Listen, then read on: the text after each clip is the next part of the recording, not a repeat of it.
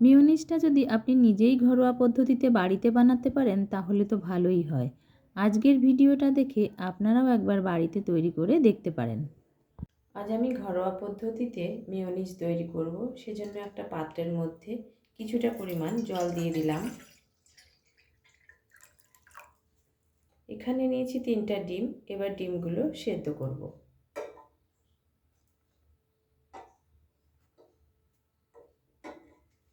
ডিম সেদ্ধর সময় সামান্য পরিমাণ লবণ দিয়ে দিলাম।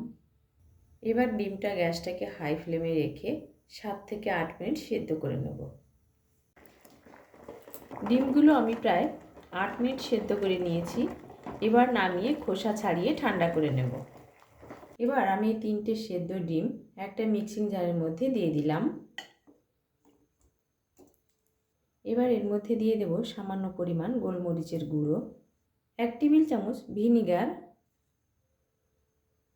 2 কোয়া রসুন, দিয়ে দেব 2 টেবিল চামচ সাদা তেল, আর দিয়ে দিচ্ছি আধা টেবিল চামচের একটু কম লবণ। সমস্ত উপকরণগুলো খুব ভালো করে ব্লেন্ড করে নিলেই তৈরি হয়ে যাবে ঘরোয়া পদ্ধতিতে মেয়োনিজ। দেখুন কত সুন্দর মেয়োনিজ তৈরি হয়ে গেছে। এভাবে আপনারাও একবার বাড়িতে তৈরি করে দেখতে পারেন।